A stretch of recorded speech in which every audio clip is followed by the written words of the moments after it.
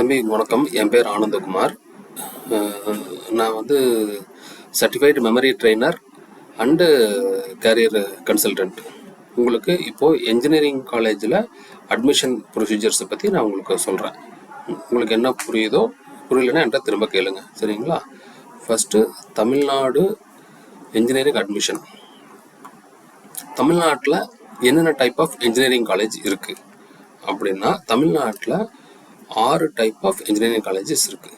First வந்து பார்த்திங்கன்னா government college, then government aided college, then universities, then constitution college, then self financing college. இந்த மாதிரி 6 type இருக்குதுங்க. இதில் கவர்மெண்ட் காலேஜில் நீங்கள் படிக்கணும் அப்படின்னா எல்லாமே பியூர் மார்க் பேசஸ் தான். மேக்ஸ், ஃபிசிக்ஸ், கெமிஸ்ட்ரி, இதை பேஸ் பண்ணி இந்த 3 சப்ஜெக்டில் மேக்ஸில் இருக்கிற மார்க் வந்து 100க்கு அப்படியே எடுத்துக்குவாங்க. ஃபிசிக்ஸ்லேயும் கெமிஸ்ட்ரிலையும் 50-50 எடுத்துக்குவாங்க. ஃபார் எக்ஸாம்பிள் நீங்கள் ஒரு 90 மார்க் எடுத்துருந்தீங்கன்னா டிவைட் பை 2 பண்ணி 45க்கு எடுத்துக்குவாங்க. புரிஞ்சுதுங்களா? நீங்கள் எந்த சப்ஜெக்டில் உங்களுக்கு டாமினன்ஸ் இருக்குது, மார்க் நல்லா எடுத்துட்டீங்க, உங்களுக்கு எது வரும் அப்படிங்கிறத பேஸ் பண்ணி என்ஜினியரிங் கோர்ஸ் வந்து நம்ம செலக்ட் பண்ணலாம். உங்களுக்கு சயின்ஸ் நல்லா வருது, பாட்னி எடுத்துருக்கீங்க அப்படிங்கிற பட்சத்தில் botany basis of engineering course என்னென்ன இருக்கோ அந்த கோர்ஸ் எல்லாமே நீங்கள் எடுத்தீங்கன்னா உங்களுக்கு நல்லாயிருக்கும்.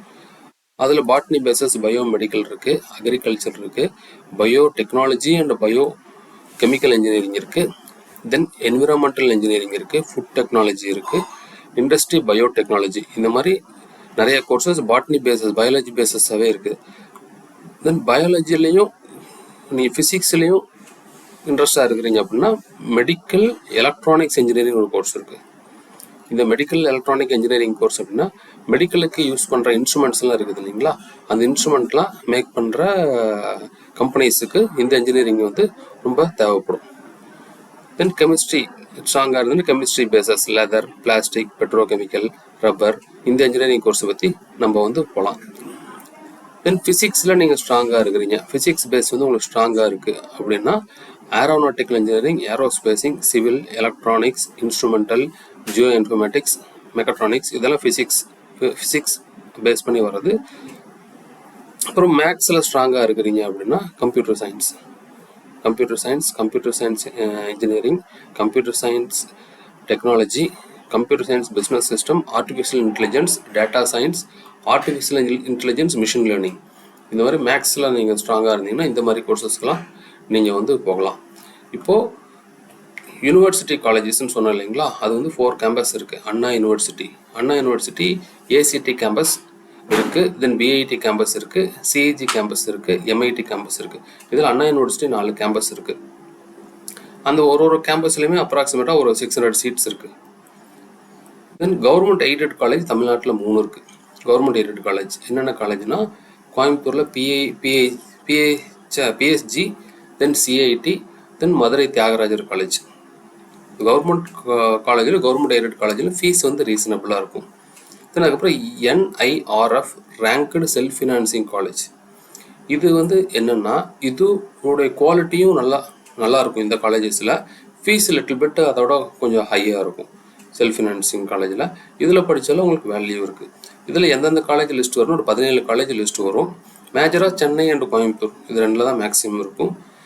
பண்ணாரி அம்மன் இருக்குது, தென் கொங்கு இன்ஜினியரிங் காலேஜ் இருக்குது, Kumaraguru college, then Panimalar Chennai, then RKM, then Saveetha college, then Krishna college Coimbatore, Joseph college, Velammal college. இந்த மாதிரி காலேஜஸ்லாம் இந்த NIRF ரேங்க்டு செல்ஃப் ஃபினான்ஸ் காலேஜில் இருக்குது. தென் பியூர் கவர்மெண்ட் காலேஜில் என்னென்ன காலேஜஸ் வருதுன்னா Alagappa Chettiar university, government college Bargur, government college Dharmapuri, Nagapattinam, Salem, Srirangam, Thanjavur, Tirunelveli, Coimbatore, Vellore. இதெல்லாமே கவர்மெண்ட் காலேஜ். இங்கே உங்களுக்கு சீட் கிடச்சி போனாலும் உங்களுக்கு ஃபீஸ் கம்மியாக இருக்கும். உங்களுக்கு இன்ஜினியரிங் காலேஜ் ஒரு கவர்மெண்ட் காலேஜில் நல்லா சீட் கிடைக்குது அப்படின்னா நீங்கள் நியர்பையாக எது இருக்குன்னு சொல்லி பார்த்து பண்ணிக்கலாம். தென் கவர்மெண்ட் அட்மிஷன் வந்து இதில் எப்படி உங்களுக்கு வரும் அப்படின்னா உங்களுக்கு கவுன்சிலிங் மூலியமாக தான் அட்மிஷன் எடுக்க போகிறாங்க. எது மூலிமா எடுக்க போகிறாங்க? கவுன்சிலிங் மூலிமா தான் அட்மிஷன் எடுக்க போகிறாங்க. கவுன்சிலிங்கு ஃபஸ்ட்டு நோட்டிஃபிகேஷன் எப்போ ஸ்டார்ட் பண்ண போகிறாங்கன்னு சொல்லி நோட்டிஃபிகேஷன் வரும். ஆன்லைனில் நீங்கள் ரெஜிஸ்டர் பண்ண போகிறீங்க. ஆன்லைனில் அப்ளிகேஷன் ஃபில் பண்ண போகிறீங்க. ஃபில் பண்ண ஒரு ரேண்டம் அலோகேஷன் நம்பர் கொடுத்துருவாங்க.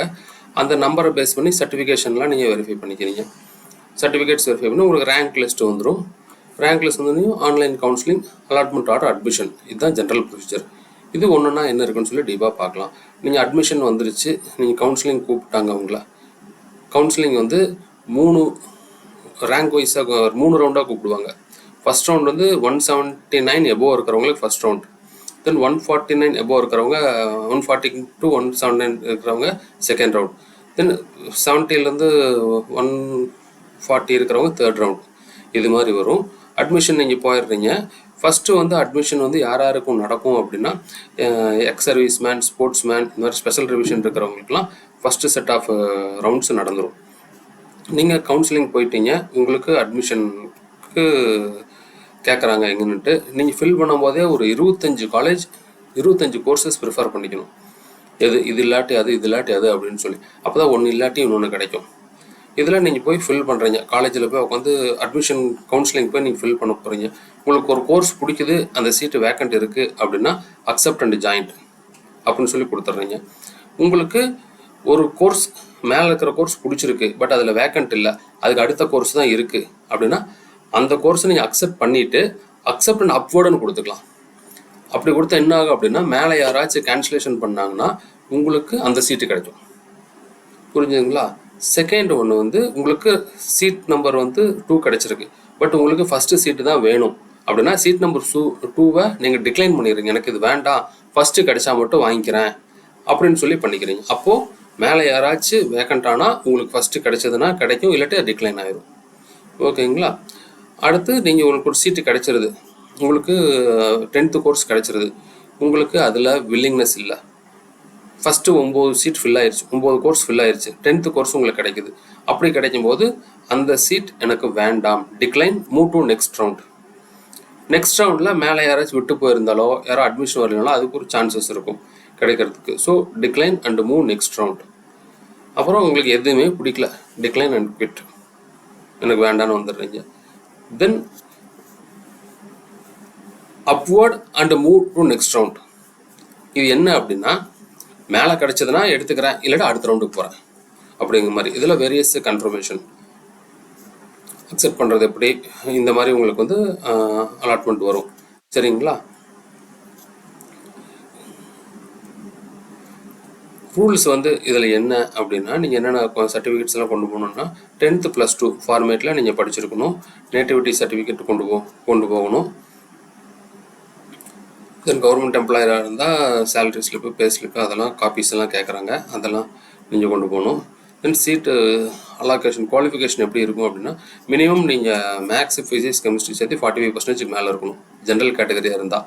பேக்வேர்டு எம்பிசி தென் எஸ்சி எல்லாமே 40% அந்த கேட்டகரியில் இருக்கணும். நீங்கள் வொகேஷனல் குரூப்பாக இருந்தால் சேம் மோரலஸ் அதே மாதிரி தான் இருக்குது உங்களுக்கு. நீங்கள் ஜாயின் பண்ணும்போது என்னென்ன சர்டிஃபிகேட்ஸ் நீங்கள் கையில் வச்சுருக்கணும், என்னென்ன திங்ஸ் உங்கள் கையில் இருக்கணும் அப்படின்னு சொல்கிறேன். Mobile number, email ID, 10th mark sheet, +2 mark sheet, ஸ்கூலில் படித்த 6th to 12th படித்தது, community certificate, Aadhaar card, parents income and debit credit UPI ரெஜிஸ்டர்லாம் பண்ணியிருக்கணும். ஃபாதர் இருந்தாலும் ஓகே, ஏன்னா ஃபீஸ் பே பண்ணுறதுக்கு மற்றதுக்கு அந்த மாதிரி ப்ரொசீஜர்ஸுக்கெல்லாம் வேணும். அப்புறம் 7.5 ரிசர்வேஷன். இப்போ தெரியும் இல்லையா, கவர்மெண்ட் ஸ்கூலில் படிக்கிற ஸ்டூடெண்ட்ஸ்க்கு கவர்மெண்ட் காலேஜஸில் 7.5 ரிசர்வேஷனில் சீட்டு கொடுக்குறாங்க. ஸோ அது மாதிரி போனீங்கன்னா அந்த ரெக்கார்ட்ஸ் எல்லாம் வச்சுருக்கணும். ஃபஸ்ட்டு கிராஜுவேட்டாக இருந்தீங்கன்னா அந்த ரெக்கார்ட்ஸ் வச்சுருக்கணும். ஃபேமிலியில் நீங்கள் ஃபஸ்ட்டு கிராஜுவேட்னா அதில் சில சலுகைகள் இருக்குது. அது கவர்மெண்ட் வந்து ஒரு 20,000 பக்கம் சலுகைகள் கொடுப்பாங்க ஃபீஸில். அதுக்கு உண்டான ரெக்கார்ட்ஸ்லாம் நீங்கள் வச்சுருக்கணும். இல்லை சீட் எப்படி ரிசர்வ் ஆகும் அப்படின்னா, ஓப்பன் காம்படிஷனில் 31% ரிசர்வ் ஆயிரும். பேக்வேர்டு கிளாஸில் 26% ரிசர்வ் ஆயிரும். பேக்வேர்டு முஸ்லீமில் 3.5. தென் பேக்வேர்டு முஸ்லீம் அண்ட் டினோட்டிஃபைட் கம்யூனிட்டிஸில் ஒரு 20%, ஷெட்யூலுக்கு 15%, ஷெட்யூல் அருணாதிக்கு 3%, ஷெட்யூல் ட்ரைபர்ஸ்க்கு 1%. இந்த மாதிரி சீட்ஸ் அலாட் ஆகும். Then special reservation, son doctor, ex service மேனாக இருக்காங்க இல்லைங்களா, அவங்களுக்கு ஸ்பெஷல் ரிசர்வேஷன் இருக்கும். யூனிவர்சிட்டி டிபார்ட்மெண்ட் அண்ட் யூனிவர்சிட்டி காலேஜஸில் 8 சீட்ஸு, தென் கவர்மெண்ட் எய்டடில் 34, செல்ஃப் ஃபினான்சிங்கில் 108, ஸோ டோட்டல் 150 இருக்குது. தென் டிசபிலிட்டிக்கு ஒரு 5% இருக்குது. டிசபிலிட்டி பர்சன்ஸ், பெஞ்ச்மார்க் பர்சன்ஸ் அவங்களுக்கு 5%. ஸ்போர்ட்ஸ்மேனுக்கு 12, யூனிவர்சிட்டி அண்ட் டிபார்ட்மெண்ட் காலேஜில் 12, கவர்மெண்ட் செல்ஃப் ஃபினான்ஸ்லாம் சேர்த்து 488, டோட்டல் 500. ஸ்போர்ட்ஸ் ரிசர்வேஷன் 500 இருக்குது. அப்ராக்சிமேட்டாக ஃபீஸ் வந்து எப்படி இருக்குது அப்படின்னா, கவர்மெண்ட் காலேஜில் பர் இயருக்கு அண்ட் கவர்மெண்ட் எய்டட் காலேஜில் பர் இயருக்கு 2000 to 5000 இந்த ரேஞ்சு தான் இருக்கும். இன்ஜினியரிங் காலேஜில் செல்ஃப் ஃபினான்சிங் காலேஜில் 55 to 80,000 பர் இயருக்கு பர் செமஸ்டருக்கு மாற்றி வாங்குறாங்க. யூனிவர்சிட்டி காலேஜஸ்லையும் சேம் அதே மாதிரி தான். லேப் ஃபீஸு, ஹாஸ்டல் ஃபீஸு மற்றது எல்லாமே எக்ஸ்ட்ரா. ஸோ கவர்மெண்ட் காலேஜில் கவர்மெண்ட் எய்டட் காலேஜில் சீட்டு கிடைச்சதுன்னா ஆல்மோஸ்ட் ஃப்ரீயாக படிக்கிற மாதிரி தான். 2000 to 5000 இந்த ரேஞ்சில் தான் ஃபீஸ், ரீசனபிள் ஃபீஸு இந்த மாதிரி இருக்கும். இப்போ நீங்கள் இதில் இன்ஜினியரிங் காலேஜில் ரொம்ப பெஸ்ட்டு, ரொம்ப டாப்பராக நீங்கள் வரணும் அப்படின்னா ஜென்ரலாக நான் சொல்கிறேன், என்ட்ரன்ஸ் பேஸ் பண்ணி சில காலேஜஸில் நீங்கள் போகலாம். என்ட்ரன்ஸ் பேஸ் பண்ணி எந்தெந்த காலேஜஸில் போகலாம் அப்படின்னா என்ஐடி, ஐஐடிஸ் இதில் எல்லாம் என்ட்ரன்ஸ் பேஸ் பண்ணி போகலாம். இதுக்கு என்ன என்ட்ரன்ஸ் எழுதணும் நீங்கள் இன்ஜினியரிங் அப்படின்னா ஜேடபிள்இ மெயின்ஸ், ஜேடபிள்இ அட்வான்ஸ். ஜேடபிள்இ மெயின்ஸ் நீங்கள் எழுதுனீங்க அப்படின்னா ஜேடபிள்இ மெயின்ஸில் உங்களுக்கு